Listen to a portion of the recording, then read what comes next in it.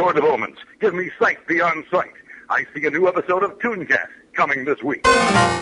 Beyond good, beyond evil, beyond your wildest imagination. Optimus Solo, what are you doing here? I'm always here.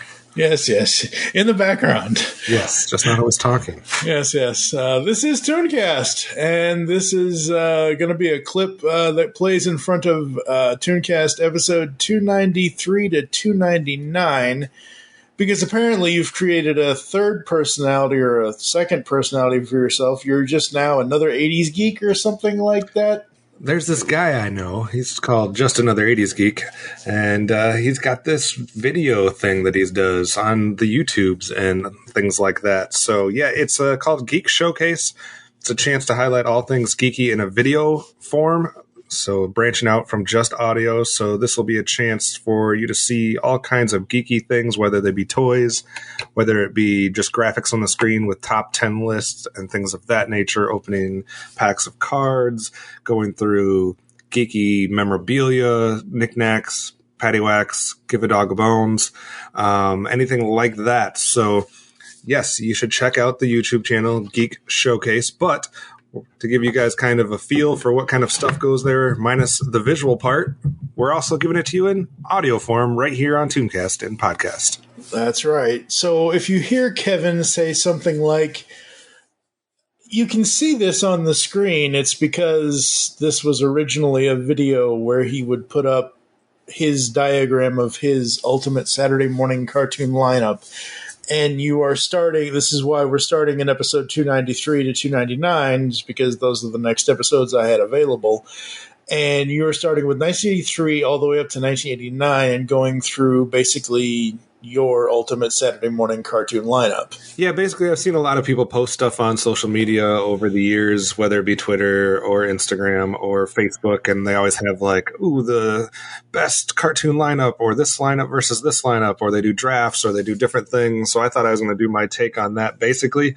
So I've created a list for each year from 1983 to 1989. I explain on the records here why I don't do 80, 81, and 82, but just real quickly, it's just too hard. There's not enough cartoons out yet for the 80s to do those years. So it starts in 1983, goes to 1989. There's a bunch of rules that I outline in the record, so you'll have to listen to that. Mainly in the 1983 record. I won't do that as much in the subsequent episodes. If you want the dirt on how these lists were developed, you have to listen to the 1983 episode first. All right, well, that's going to do it, and let the show begin. Yay!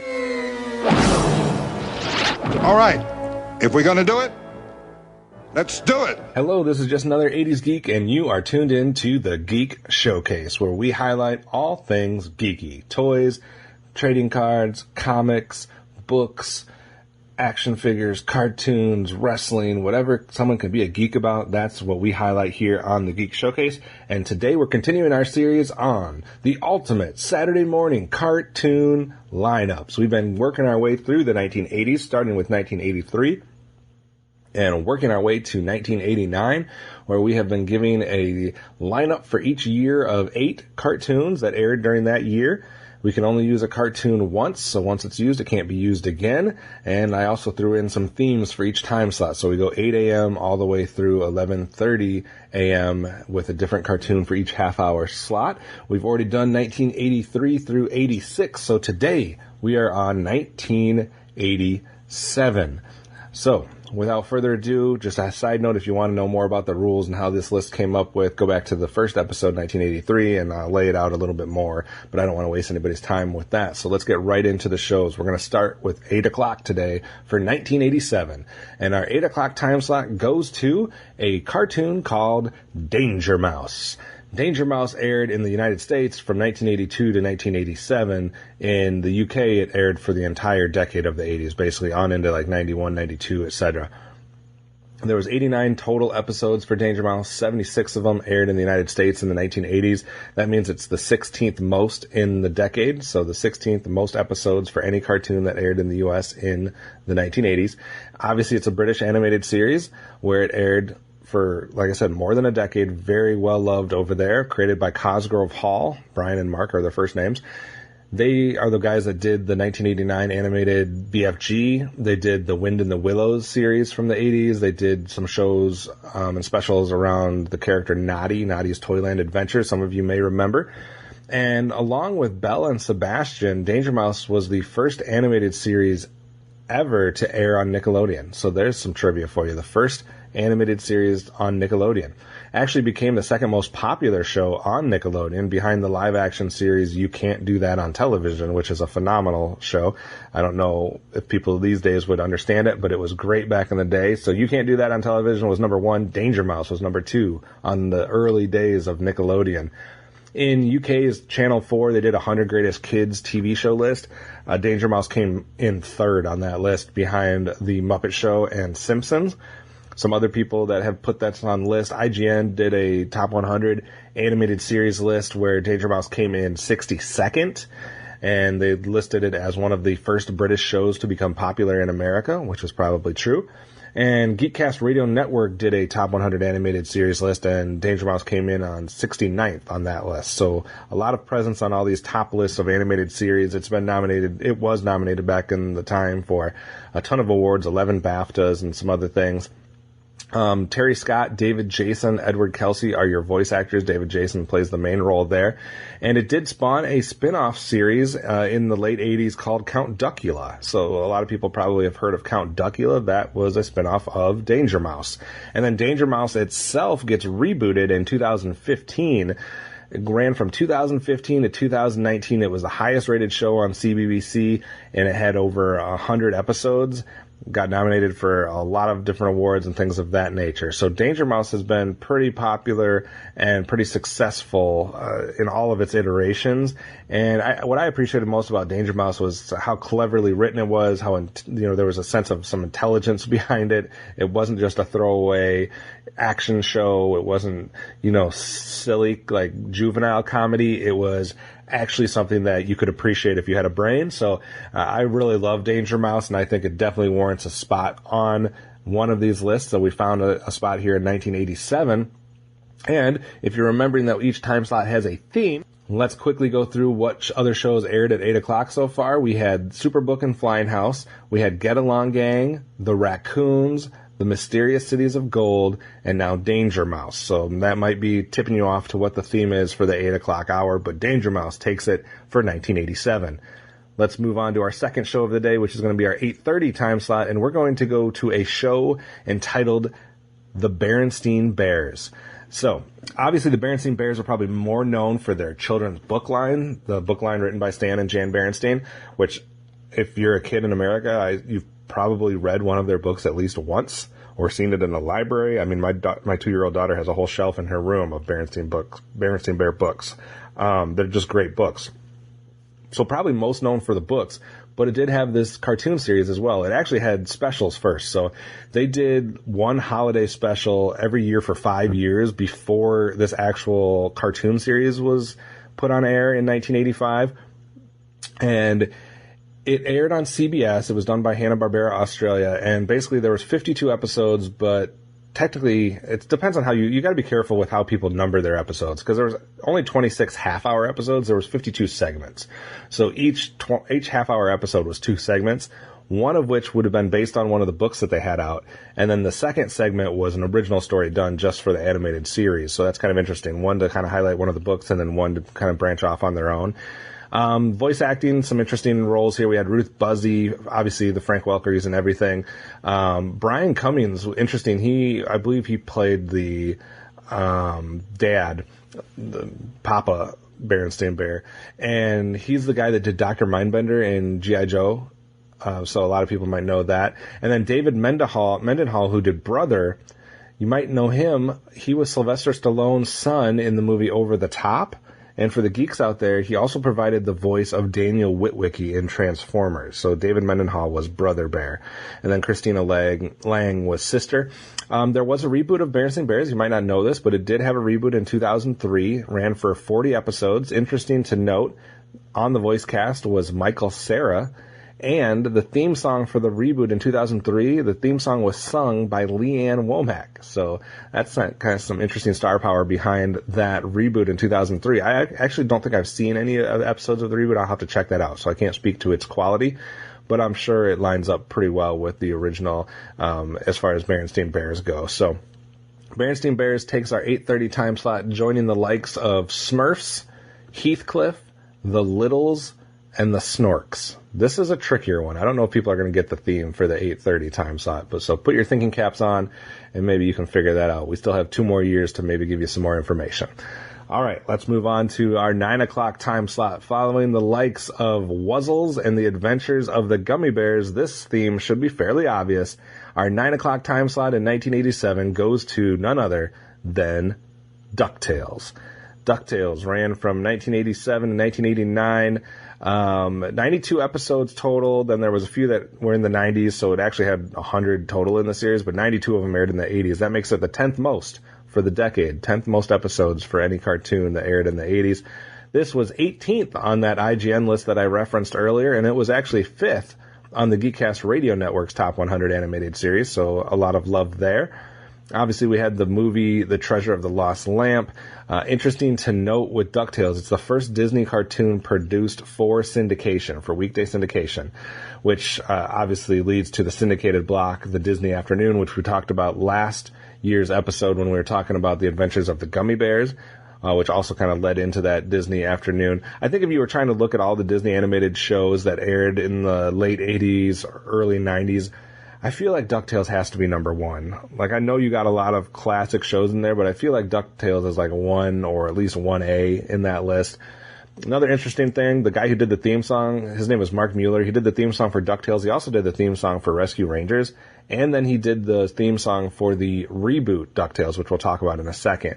The classic DuckTales had the voice talents of Alan Young, the queen of voice acting, June Foray, Russie Taylor, Chuck McCann, Terry McGovern, Frank Welker again, obviously, Hal Smith, Peter Cullen, Tony Anselmo.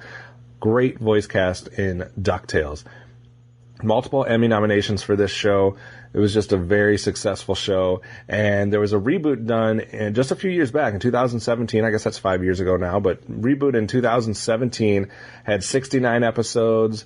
I highly suggest people check it out if you're a DuckTales fan, because the reboot is great. The look's going to be slightly different animation style-wise, but nothing that's like drastic, and I just think it's really well done. You get a lot of the classic characters that make reappearances and things of that nature in that reboot, so it's great fun. So our 9 o'clock time slot goes to DuckTales. Let's see what we have next. At our 9:30 time slot for 1987, we're going to go with maybe one that you wouldn't expect, but we're going to go with one called Fraggle Rock. Fraggle Rock's interesting because they had the live action, or the Muppet version, and then they had this animated version. This animated version only aired in 1987, and it only aired 13 episodes because it was a Saturday morning cartoon that aired on NBC. So a Saturday morning cartoon, if it lasted a full season, would get 13 episodes. And obviously it's based off of the live action series of the same name that Jim Henson did. The only difference in the theme song was that they let the voice actors do the voices, but otherwise the theme song's the same as the live action. Catch fears away, worries for another day. Dun, dun, dun, dun, dun. Down a Fraggle Rock. I probably got some of those words wrong, just doing it off the cuff there. But this time we would hear the likes of Bob Bergen, Townsend Coleman, Barbara Goodson, Mona Marshall, Rob Paulson, etc. So why did it only air one season? Why did it only get 13 episodes? Well, the only clue we have towards that is, according to Margaret Loesch, an unnamed head of children's programming at NBC chose not to renew it for a second season. Why? Because his daughter didn't like the show. So one of those situations where if you have the power and one of your kids doesn't like something, or does like something, we've seen it happen both ways. Got the axe here. Interesting, just like Nanny and Muppet Babies, the doc on Fraggle Rock only gets shown from the neck down, so one of those interesting things that you're always looking to try to see his whole body instead of just the legs. But Fraggle Rock here, I think it's a good representation of, I know we already had Muppet Babies, but just another good representation of how prevalent Jim Henson and his productions were in the 80s and things of that nature. And I think Fraggle Rock was its whole different thing. A little separate itself from the likes of Sesame Street and the Muppet Babies and the Muppet Show, etc. But I think it warrants a spot here and it fits the theme, so we're going to put Fraggle Rock here at the 9:30 time slot. Moving on to our 10 o'clock time slot, this is going to be one that probably is the least well-known out of all of the ones that we're talking about today.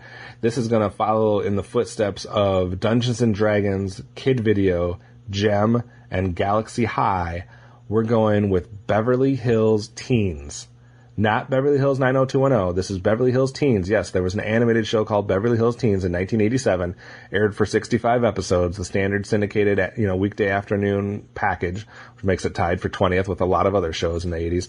It's produced by Deke, developed by Jack Olesker, who's one of the main writers on the New Adventures of He-Man. That's not a good thing, but Michael Milani and Barry O'Brien. Barry O'Brien's the guy who created Hannah Montana, so that's kind of interesting.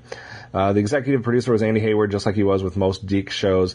And the reason this one's interesting, besides the fact that it fits our theme for the 10 o'clock time slot, is it kind of also presents a shift or a different take on 80s shows. I don't know if they were successful with what they were trying to do, but here's some quotes here.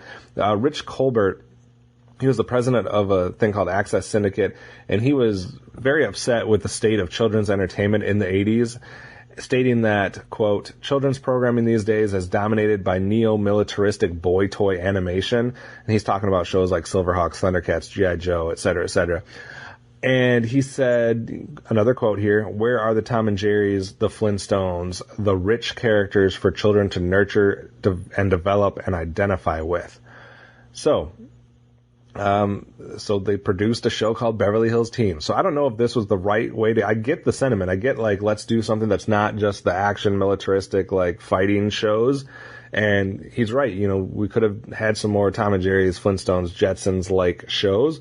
I don't know if Beverly Hills Teens was the way to go. I feel like somebody read the part where he said the rich characters and thought that he meant actually rich, actually monetary rich, not deep characters, layered characters. But I mean, Beverly Hills Teens is literally like Beverly Hills 90210.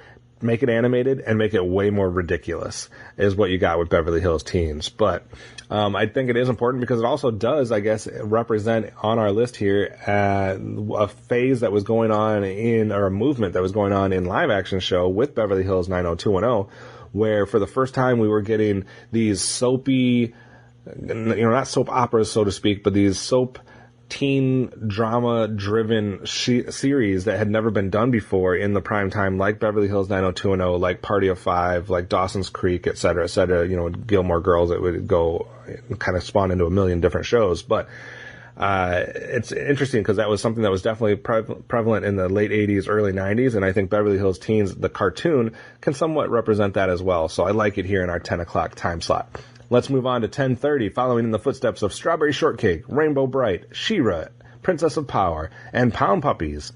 This theme should be obvious for everybody. We're going with the OG, My Little Pony. My Little Pony, My Little Pony. The OG, though. All right? This is the 1986 to 1987. It aired for 65 episodes, again, a standard syndicated series. Of course, it was based off of the toy line from Hasbro, and the cartoon was done by Sunbow, Marvel, and Hasbro, just like Transformers and G.I. Joe was. And it was aired in a couple different packages. There was a standalone, just My Little Pony, and then they did a thing called My Little Pony and Friends, which they gave it some friends. So there was different segments. So you would have the My Little Pony segments, and then you would have segments of shows called Glow Friends, which you might remember, the toy Glow Friend, Moon Dreamers, and Potato Head Kids. There was also a movie called My Little Pony the Movie. Hasbro, Sunbow, and Marvel were doing this. They did the Transformers movie, they did G.I. Joe the movie, and then they did My Little Pony the movie. Obviously, My Little Pony the movie didn't do very well, but this cartoon basically debuts 3 months after. Has good voice cast. Bettina Bush, we talked about already when we talked about Rainbow Bright, Charlie Adler, Susan Blue, Nancy Cartwright, who's the voice of Bart Simpson, Katie Lee, Sherry Lynn, BJ Ward, etc. So a lot of female highlights there because of how many characters were female in the show. There were 2 previous specials that aired too, Rescue at Midnight Castle and Escape from Katrina. They worked that into episodes of this series. And then obviously we got the reboot in 2010, which was My Little Pony Friendship is Magic. And to say that show blew up would be an understatement. I mean, that was probably one of the most successful reboots of all time. That fandom is immense and very passionate. It lasted for almost a whole decade. It's been followed up by a couple other series, Equestria Girls and Pony Life. So My Little Pony is definitely stayed in the zeitgeist. Like, it is in our culture. It is something that every child in America probably knows what My Little Pony was. And it started all the way back here in 1986, 1987. And that's why we give it our 10:30 time slot in 1987. Only 2 shows left for today, guys. Let's see what they are. The theme should be very obvious because so far in the other years we've gotten G.I. Joe, He-Man, GoBots, Transformers, Voltron, Masked Centurions, and Silverhawks. So the 11 and the 11:30 time slot our theme are one in of the same. We'll start with the 11 o'clock one, which is going to be a show called Visionaries. Visionaries may be one of the lesser-known boys' action cartoons of the 80s, similar to 1986's episode where we talked about Centurions. I kind of put these guys in tier 3 of boys' action shows. But I think it's worthy. 1987 was the only year that this one aired, so it's the only way I could get this one in here. 13 episodes, another Sunbow, I keep wanting to say that, Sunbow Hasbro series. For the first time, there was no Marvel involvement. There was, interestingly enough, though, even though there was no Marvel involvement, there was a 6-issue comic series that kind of was printed at the same time. This series was created by Flint Dille. There was a toy line produced after the series had ended as well. Toy lines were kind of known for those holograms that would change pictures and stuff like that, which was very cool, somewhat unique for the 80s toys, which there was a lot of action figures, so they had to find their way to kind of distinguish themselves. The only problem, I think, was the holograms were kind of expensive to produce, so that was a little problematic when it was deeming the success of that toy line. Interesting enough, in 2018, there was IDW did a crossover comic miniseries with Visionaries and Transformers. If you're interested, check that out. The voice cast for Visionaries had the likes of Roscoe Lee Brown, Peter Cullen, Jim Cummings, Chris Latta, who most people know as Cobra Commander or Starscream, Neil Ross, etc. And the animation, interesting, was done by the same company that did season 1 of DuckTales, Rescue Rangers, Animaniacs, Tiny Toons, Batman the Animated Series. So a very well-off animation company. And it was actually the same company that Hayao Miyazaki worked at some point. So very interesting kind of tie-ins with Visionaries to other things that would happen later. I think it's worthy of being mentioned here in the 80s, even if it's not one of the most well-known boys' action cartoons. So it's going to take our 11 o'clock time slot, which means we only have one show left for today. 11:30. It's going to sound weird because we had Silverhawks last year, and it should be, people are going to say it should be in the other order, but in 1987, our 11:30 time slot goes to Thundercats. So I know Thundercats came first, so people will probably say, well, that should be there and this should be here, but Silverhawks only aired in 1986, so I had to put it there. Thundercats was 1985 to 1988, so I had some options, and it slotted best here in 1987. 130 episodes of Thundercats aired in the 1980s, which means it was the second most of the decade. Tied, technically, for the second most in the decade. So there was Smurfs at the top that aired the most episodes in the decade, and then tied for second was He-Man and Thundercats with 130 episodes. So this was ranked 48th best on IGN's Top 100 Animated Series. It was ranked 31st on Geekcast Radio Network's Top 100 Animated Series, so a lot of love from those two groups. It's a rank and bash show, just like Silverhawks and Tiger Sharks. Everybody hold the phones here. Last episode, I accidentally said Tiger Hawks, and someone definitely wanted to let me know in the comments. Slip of the tongue, guys. Sorry, it's Silverhawks and Thundercats and Tiger Sharks. There. Hopefully that makes it right for everybody. Characters were created by Ted Wolfe, head writer Leonard Starr. The typical Rankin Bass voice cast of Larry Kenney, Earl Hyman, Earl Hammond, Peter Newman, and Bob McFadden. There's a lot of famous outtakes from Thundercats and Silverhawks recording sessions of these guys kind of going bananas, making each other laugh, cussing, things like that. So if you're interested, I would definitely check out the outtakes. They're funny. Earl Hyman might be best known as the grandpa from The Cosby Show. And obviously Larry Kenney is Lion-O, so he's been known for that, as well as a bunch of other things. He did a lot of commercial work as well. There was a 2011 reboot. Unfortunately, it got canceled after one season. They said it wasn't kid-friendly enough. That series was great. It was, I think it was a Cartoon Network series. They're known for canceling stuff too soon. But the 2011 reboot was really good. It especially appealed to the older audience that grew up with it because it was a little bit more deep and complex and stuff like that, but I guess it just wasn't moving fast enough for the figureheads at the station, so it got the axe after one season. And instead they decided to do another reboot called Thundercats Roar, which was an abomination of all things Thundercats, but it's out there. I guess if you want to watch that, go for it. I wouldn't suggest it. And obviously Thundercats had a ton of merchandise. They had, the lunch boxes, they had the comics, they had the action figures, they had all kinds of stuff. So Thundercats was immensely popular throughout the mid to late 80s, probably right up until a time where another little show came along called Teenage Mutant Ninja Turtles and kind of knocked it off of its pedestal. So Thundercats gets our 11:30 time slot. So that means for 1987, let's do the breakdown. We have Danger Mouse at our 8 o'clock time slot. Berenstein Bears at 8:30, DuckTales at 9, Fraggle Rock at 9:30, Beverly Hills Teens, followed by My Little Pony, and then we round up the year with Visionaries and Thundercats. So that is our lineup for 1987. We only have 2 years left, 1988 and 1989, so keep tuned for that. If you want to get updates and want to know when those episodes drop, it's easy. Just subscribe to the channel, like it, pass the word along if you've liked this. We're going to do a lot of other stuff, not just the ultimate 80s cartoon list and not just opening baseball cards and basketball cards on the channel. We're going to get back into some toy reviews, back into some other geeky things. So I would appreciate you spreading the word, liking, subscribing, doing all that jazz, because we'll be back next time with more geeky things. This has been Just Another 80s Geek, and you have been watching the Geek Showcase. Thanks, guys.